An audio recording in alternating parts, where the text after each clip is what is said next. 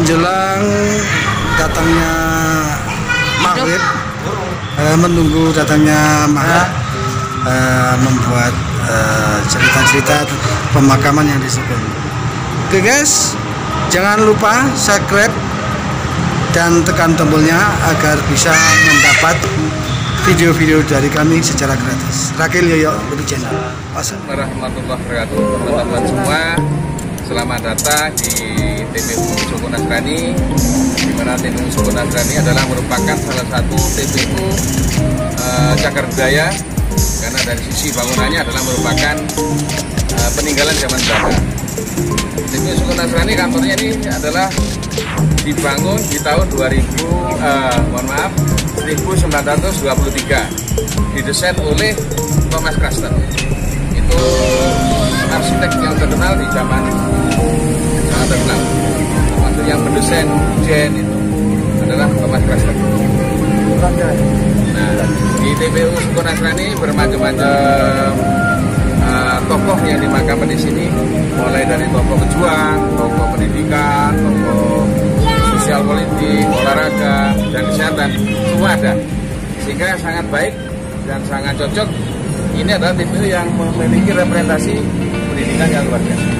Ya. Gitu. Terima kasih. Sama saya Yoyo HR dan rekan saya sama Nurati. Oke. Di kesempatan hari ini kami akan mengupas tentang keberadaan pemakaman, area di pemakaman Sukun yang peninggalan Belanda ini.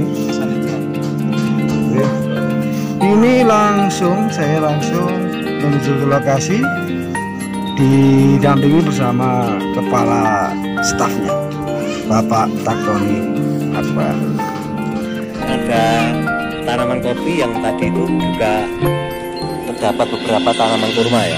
Ada, kita ini rencana kita memang buat semacam museum, apa yang namanya, museum pertanian. Jadi ada jenis kurma kita coba, ada cengkeh, ada jenis buah-buah juga banyak. Tapi memang menjadi prioritas untuk di Sukun ini adalah kopi dengan tujuan satu, mengembalikan budaya, bahwa orang-orang Eropa itu datang ke Indonesia, ada salah satunya tertarik pada kopi, maka kita kembalikan. Kemudian di samping itu kopi bisa memberdayakan nanti masyarakat sekitar. Kalau nanti makam penuh, para penggali makamnya harus kita latih untuk bisa berusaha menjadi pengusaha kopi. Itu maksud dan tujuan utama kita. Berarti ini kopinya sudah diproduksi Pak Roni? Sudah kita produksi, kita sudah mulai produksi. Berarti nanti kita bisa melihat? Nah, bisa. Andaikan bisa dicoba juga. Sudah punya merek ini, Pak? Nah, mereknya sudah ada, nanti tinggal pemasaran aja. Oh iya, kalau boleh tahu mereknya apa Pak? Kopi Cap Tulang. Oke, terima kasih.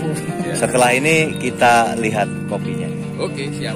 Ini kopinya sudah berumur berapa bulan Pak Roni? Ini sudah kurang lebih 3 tahun. Sudah 3 tahun. Kita mulai budidaya kopi ini sejak tanggal 3 Maret tahun 2017. Oh, sekarang. Bagus sekali nih kopinya ya. Untuk yang khusus ini Pak, ini masih usia 2 tahun. Oh iya. 24 ini. Ini kopi jenis apa Pak? Varietas apa ini? Kita menyesuaikan dengan kondisi alam wilayah Kota Malang.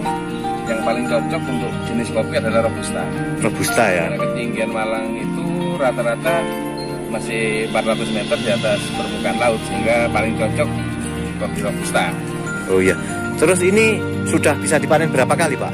Selama ini? Sudah 2 kali. Jadi kita tanam 1 tahun itu sudah mulai belajar buah. Nah ini agak lumayan besar. Rata-rata 1 pohon menghasilkan 2 kilogram. Oh iya. Pak, ini untuk lokasi ini berarti lokasi peninggalan Belanda ini ya?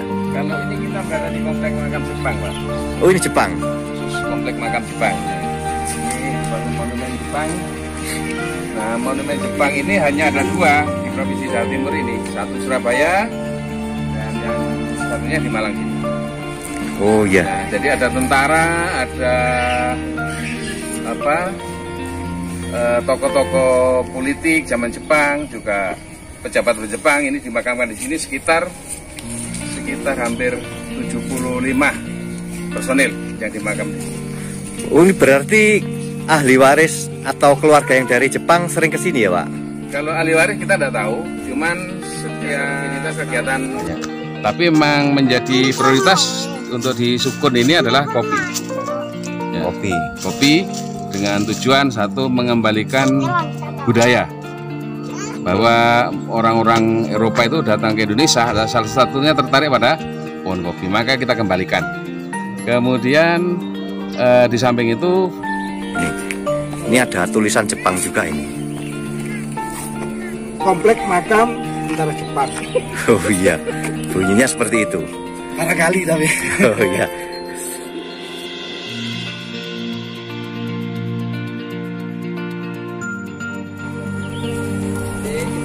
Teman-teman, selanjutnya kita ke makamnya pendiri Doli, ya. Oke. Bersama saya toh yang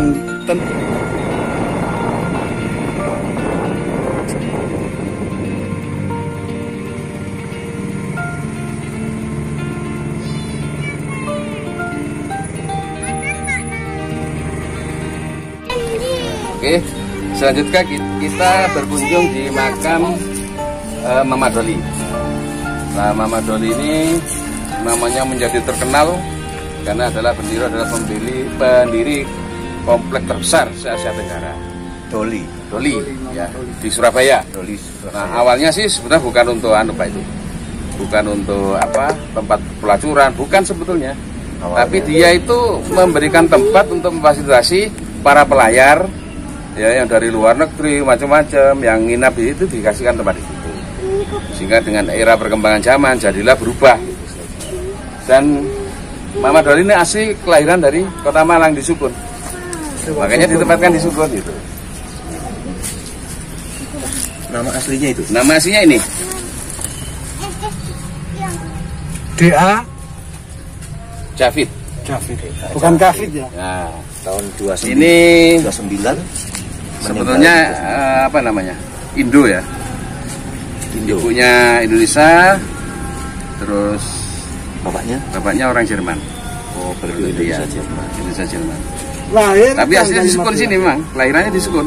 Makanya dimakamkan. Iya, dimakamkan di sini gitu. Nah, ini sebagai salah satu tokoh sosial di Kota Malang yang terkenal. Oke? Oke guys. Monggo. Oke. Nah, ini adalah makam Dr. Lavalette ya. Ya, dimana sampai saat ini karya-karyanya masih tampak begitu megah dan bermanfaat.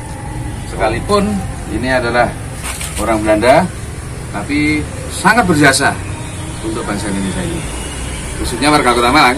Oh iya. Yang mendirikan rumah sakit Lavalette ya? Betul. Oh iya. Nah, ini dimakamkan bersama istrinya. Di sini juga satu. Iya, satu yang lain. Satu yang ini bersama istrinya. Iya. Oh ya, ini coba ini. Namanya sulit dibaca ini ya. Ya. Renaldo de Lavalette. Nah, Namanya ini guys, yang Enggak penting dikasih. namanya ini. Nggak dikasih tahun ini Pak ya? dan dikasih tahun. Nah, ini sebetulnya makam ini dulu sangat bagus. Ya. Sudah dirawat dengan bagus, cuman karena di era zamannya rame-ramenya batu akik, nah ini semua diambili semua, dijarah oleh warga, dijadikan cincin. Nah, itu. Jadi banyak kerusakan terjadi di sini. Gara-gara batu akik waktu itu ya? Jadi ada dua masa yang menyumbang kerusakan di makam ini. Yang pertama adalah di era marmer yang tembus sinar. Cahaya. Tembus cahaya itu banyak di sini marmer. Akhirnya dijarah. Sekarang yang kedua adalah era akik di tahun 90-an ya. Akik tahun 2000-an ya. Sehingga menjadi ini semakin tidak terawat ya. Oh ini ya, Iya. Greenpeace ini kenapa? Nah, ini kan masih bagus ini marmer-marmernya apa? Oh Sehingga menjadi banyak hal yang rusak. iya, gara-gara batu akik kemarin itu ya. Ya. Oke. Satu penyumbang kerusakannya. Oke. Yes, kita lanjut yang berikutnya. Ayo. Masuk ayo. Masuk ayo, Bapak nunggu. Sekarang kita mau melihat kopi.